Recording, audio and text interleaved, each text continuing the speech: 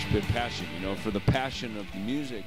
Herzlich willkommen hier bei Moshpit Passion auf YouTube. Ich bin der Kaio, neben mir der Frank. Wir beide haben heute jemanden ganz Besonderes zu Gast, und zwar Andreas Kisser von Sepultura. Die Band bringt ja jetzt im August ein neues Album raus. Besser gesagt, sie covern sich selber mit Gästen, und darüber werden wir so ein bisschen hier sprechen. Und ja, Andreas, schön dich hier zu haben bei uns hier bei Moshpit Passion. Und ja, es ist nun mal so, ihr habt 2020 euer aktuelles Album Quadra veröffentlicht, und das Leitthema, sage ich mal, ging darum, dass wir uns halt in Spielfeldern bewegen und ja, nach gewissen Regeln auch, die da vorgegeben sind. Jetzt ist es so, kurz nach der Veröffentlichung, ja, kamt ihr halt, besser gesagt, die ganze Welt mit in diese ganze Pandemie-Geschichte rein, und das Spielfeld und die Regeln haben sich geändert. Ja, wie unsichtig war das denn für euch zum Beispiel? Perfect. I mean, that's what it was, you know. It changed the field, it changed the rules, it changed everything. Sepultura started to tour the world in 1989, and we never stopped, you know, either on the road, either recording on an album or writing an album.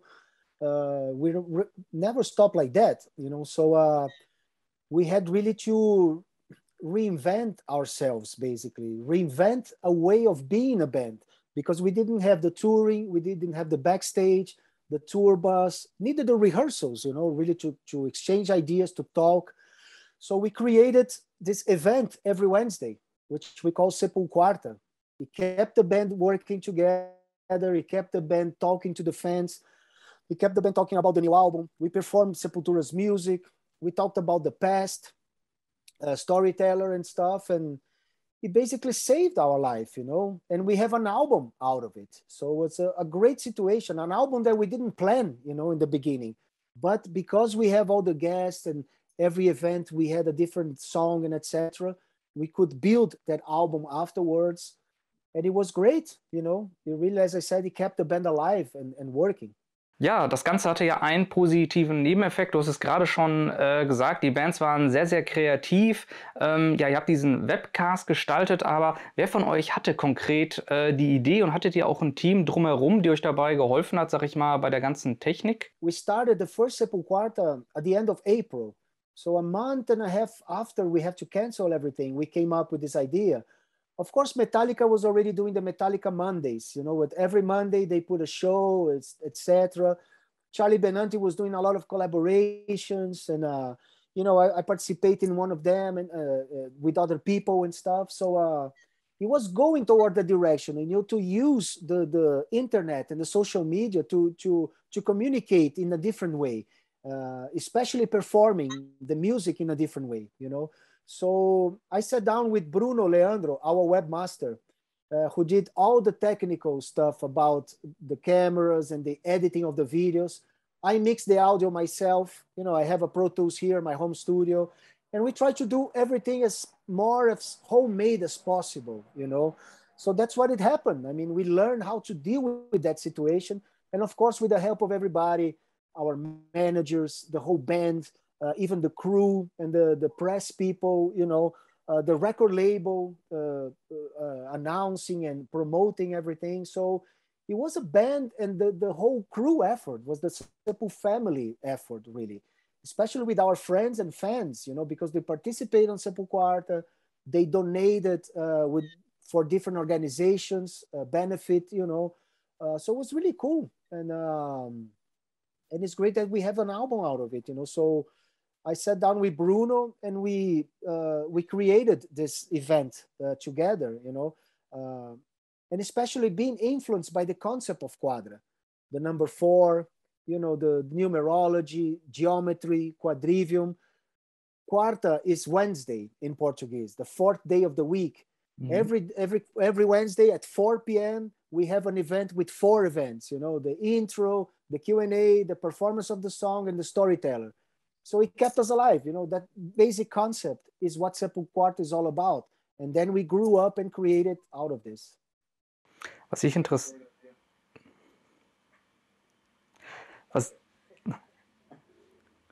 Was ich interessant finde, euer letztes Album, das hieß ja Machine Messiah und da ging es ja genau um das Thema Technologie, aber auch wie dieses genutzt wird, aber auch missbraucht wird. Und ja, nach den letzten 1,5 Jahren würdest du sagen, zum einen, besser gesagt, wie würdest du das sagen, ist ja dieser Machine Messiah groß geworden? Ja oder nein? Aber auch, wie sich das entwickelt hat zum Positiven, aber auch wie zum Negativen. Always going to be like that, I think, you know, positive and negative. There's no such a thing that's always positive and fully positive. You're always going to bring some consequence, you know, some after effect or something like that. And technology, there's no difference, you know. And we started using technology like never before because we didn't have any other choice, basically. But I think a lot of stuff is here to stay, especially meetings. You know, we used to wait, oh, I'm going to London next week. Let's have that meeting.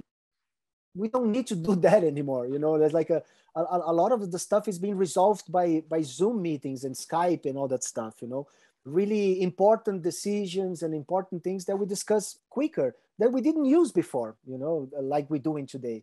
So I think that's very positive. And the way we record and exchange files through the internet and Dropbox files and all that stuff, it worked perfectly. You know, it was great. Thank God for Machine Messiah. No, but I mean, our criticism about the technology, it's really to see technology resolving everything. I mean, technology didn't invent SepulQuarta, you know. Technology wasn't an invention. Technology just provided the tools, and how you use those tools, that's important, you know. And we have to be more responsible and respectful towards nature, especially, you know, creating too much litter and batteries that are very harmful to the environment and all that stuff, you know. That's the part that we have to think about technology to have a sustainable manner, that we don't, you know, continue to kill nature because of technology, you know. That's our main criticism about everything. But if you have the tools and you know how to use it, I think it's amazing, you know, and really gave us a new way of being Sepultura, of being a band, of being a musician and an entertainer, you know. So, and we made the best that we could, you know, and it was great. Okay, eine Frage habe ich noch, dann gebe ich an Frank ab. Und zwar ist es so, ja, eure Platte, die kommt ja unter anderem auf recycelten Vinyl raus, passt auch ja zu den Organisationen, die ihr unterstützt. Ich meine, auf Quadra, auf der aktuellen Platte habt ihr auch einen Song über den Amazonas geschrieben. Wer hatte dazu die Idee? To do something like that, and it's not always possible, you know.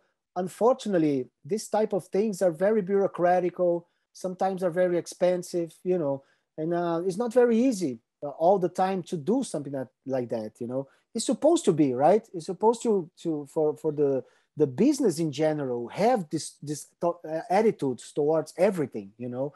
But until today is something special that it didn't supposed to be, right? It's supposed to be a certain normality to use that and really respect nature. And try to do the best that we can to save that, you know, and to keep that for future generations and stuff. But the label had the possibility to do that, and of course we did it, you know. I mean, that's something that we're looking forward to do more. And it's not the first time we did. On Roarback, we did a Brazilian version that was made out of paper recycled from trash, you know, which was really cool. A very limited edition and stuff, and also, we did an event here to plant the Pau Brasil, which is the tree that name the country Brazil. That is an endangered species also and stuff. So we try to create this type of events, but they're not always easy to make it happen. But we are very happy that with the SepulQuarta album, we can do that. Frank, hörst du? Okay. Ja, ihr habt ja eine ganze Menge Cover-Songs in eurer Karriere bis jetzt gemacht, auch ein ganzes Cover-Album oder eine EP. Mich würde mal interessieren, wie jetzt bei dem aktuellen Projekt, wie die Zusammensetzung der Musiker zusammenkam. Also wer hat die Musiker ausgesucht? Haben die sich angeboten? Habt ihr gezielt die Leute angesprochen? you know, it happened both ways, but mostly we called them. We were doing this for a few weeks, and then I got a call from Chavo from System of a Down and said, "Hey, man, you're not gonna call me?"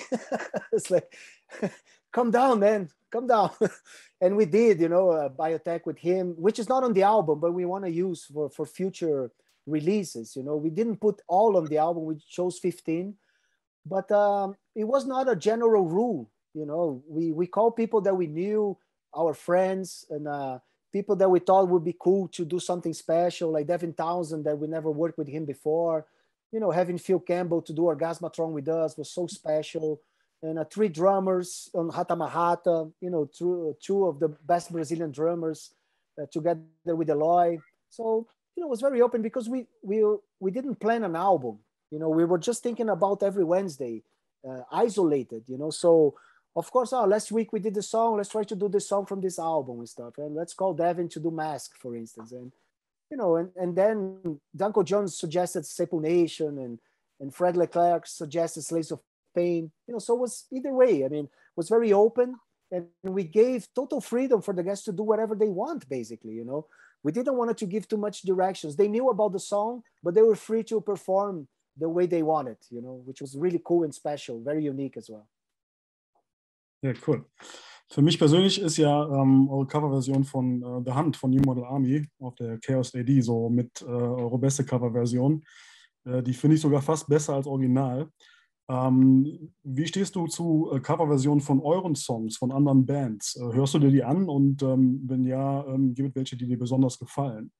And there's a few compilations, you know, where you have bands from Sweden or Norway doing Ratamahatta, for instance, which is, it's really cool, you know, because it's so different. Of course, it doesn't have the Brazilian groove and dance on the percussion, but it's different, you know, it's great. It's nice to hear a new, I don't know, a new performance, you know, a new way of playing Sepultura's music, you know. So it's really cool when a listen, like Apocalyptica, for instance, you know, playing Sepultura's music. It's great, you know, Inquisition Symphony and Refuse Resist and stuff. It's such a great way of representing that vibe, you know, regardless with the distortion or heavy drums, the music is there, you know, which is fantastic, you know, it's great. Okay. Eloy Casagrande gehört für mich zu den besten Schlagzeugern der Welt und das nicht nur im Metal, sondern generell. Inwiefern hat sein technisch anspruchsvolles Schlagzeugspiel Einfluss auf dein Songwriting? Everything, you know, it's really inspiring. It drives me to write better, to play better. And actually I feel better than ever, you know.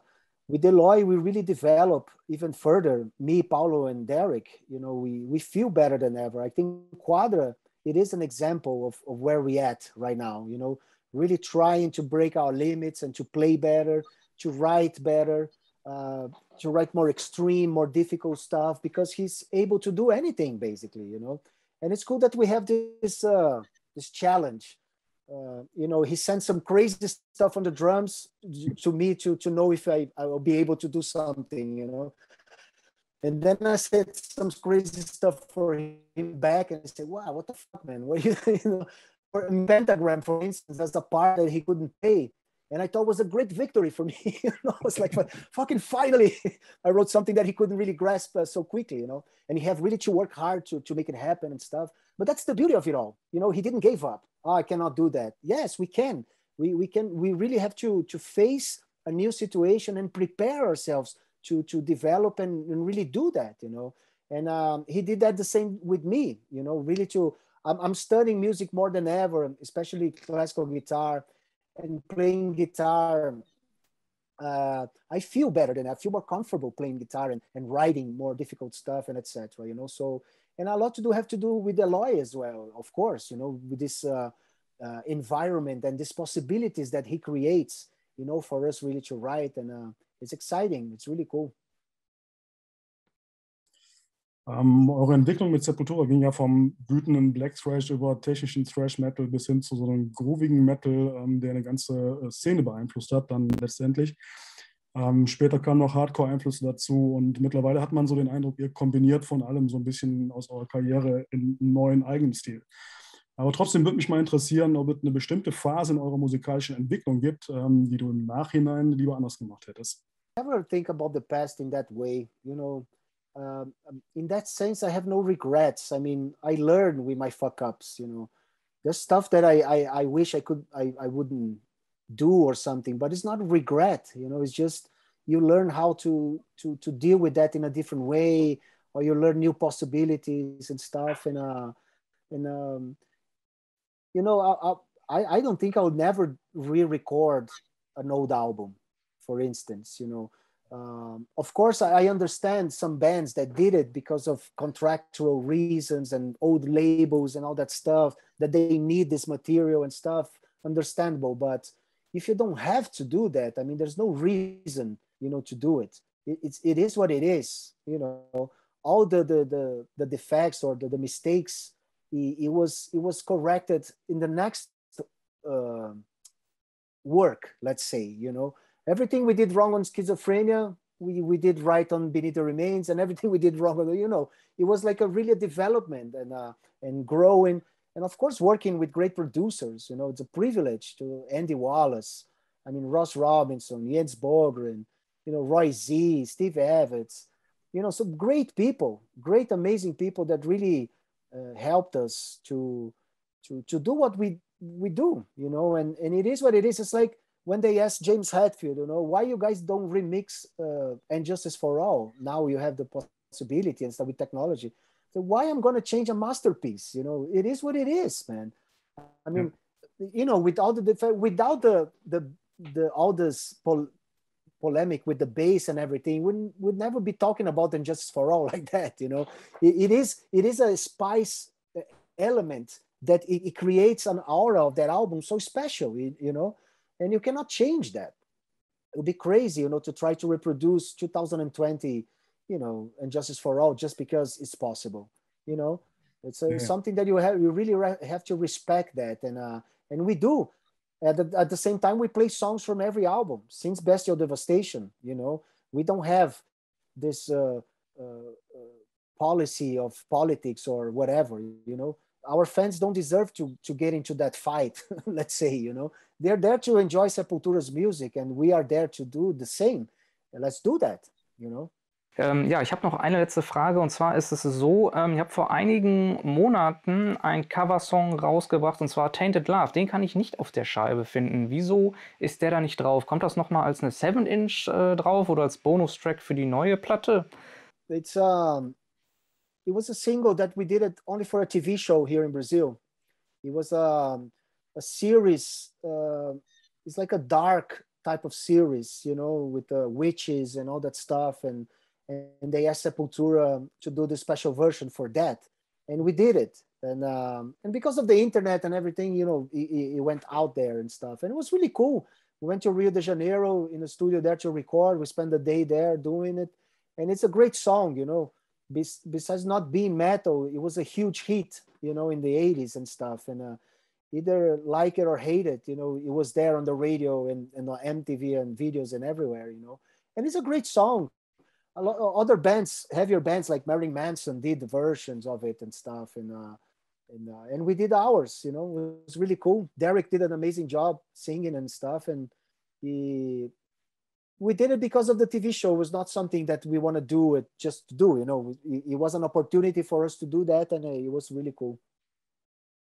So, Andreas, thank you very much for your time. An die Leute da draußen, ganz, ganz wichtig, SepulQuarta kommt am Freitag, dem 13. August raus, über Nuclear Blast. So, yeah, thank you very much. I hope to see you someday in Germany, hopefully with Sacred Reich and Crowbar, this big, huge tour.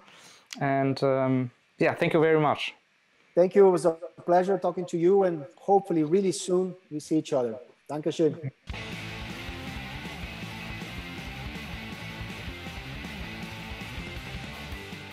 Moshpit Passion, you know, for the passion of music.